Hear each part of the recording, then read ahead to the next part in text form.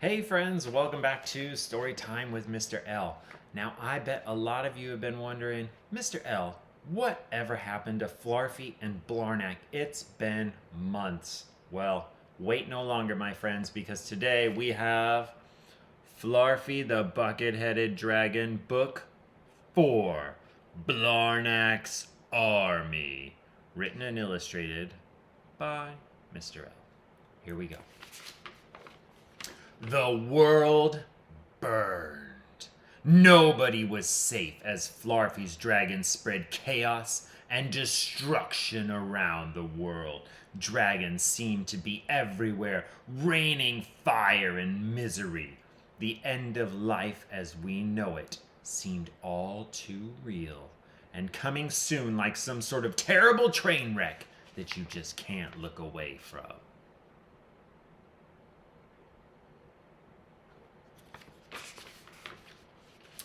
Flarfy now styled himself as King of all of the dragons, and thus King of the world. Everything was going perfectly as city after city after city fell. Paris, Shanghai, Nairobi, Sao Paulo, New York, Sydney, and more and more and more. Flarfy had taken the Great Pyramid of Giza in Cairo as his throne.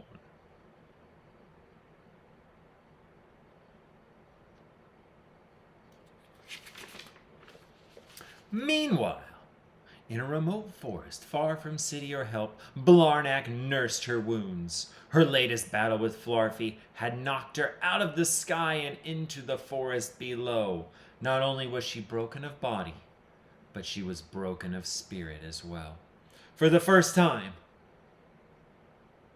Blarnak felt afraid.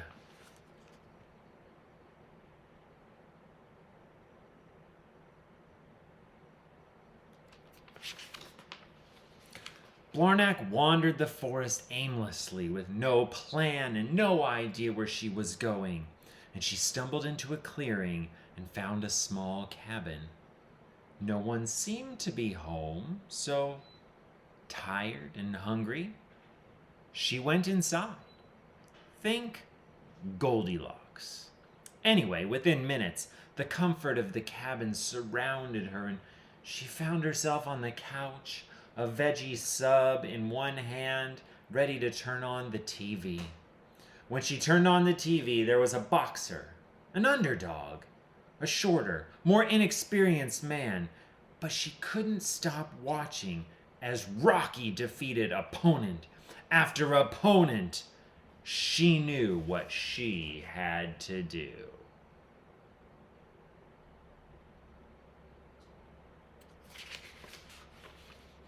Blarnak ran out of the cabin and immediately began to train. With the eye of the tiger, she worked and she worked to get herself back into dragon fighting shape. Into shape for one last great battle with the evil dragon, Flarfy. But no matter how hard she trained, she knew she could not defeat Flarfy alone. It was time to make a few calls.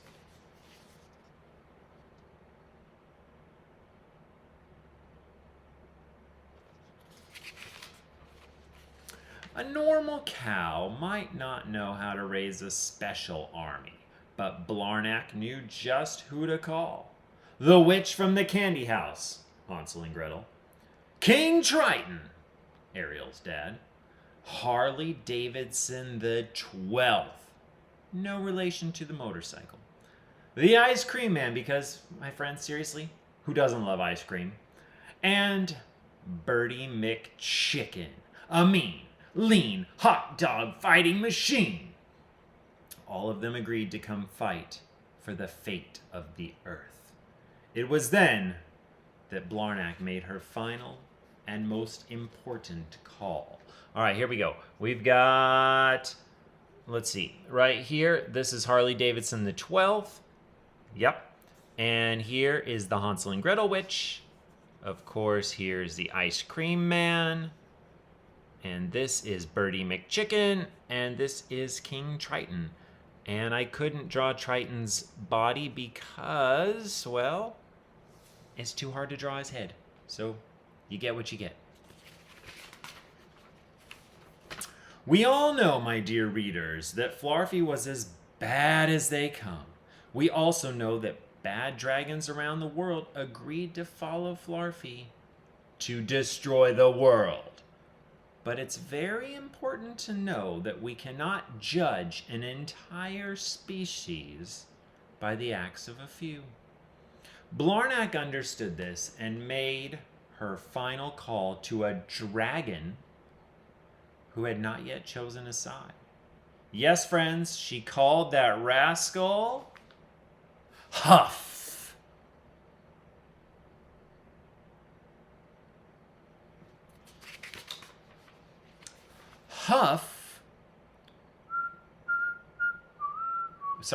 Huff was a magic dragon known for giving children rides and doing acrobatics and frolicking in fields of flowers.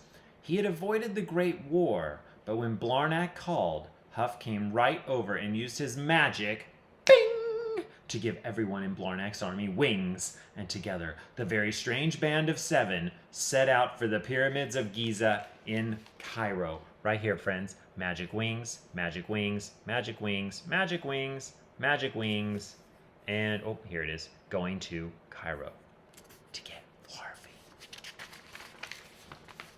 As Blarnak's army flew, King Triton asked to make a stop at the Mediterranean Sea. He had a special surprise for our fearless and heartless dragon leader, Flarfy.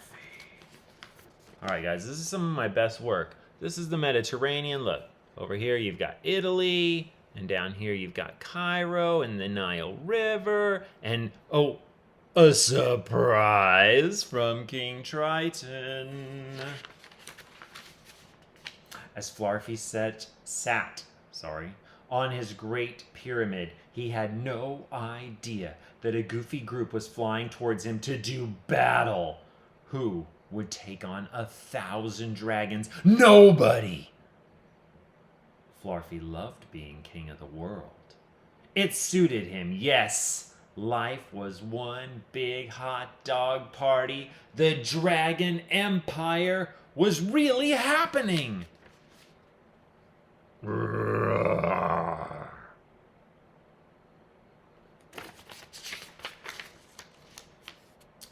Popping another fried human into his mouth, laughing at one of his friend's jokes. Flarfy heard something that made him look up. A roar began to form, and the ground began to shake. Something was coming towards him. Something huge, with 7 tiny specks flying above it. What was that? No, it couldn't be. Tidal wave!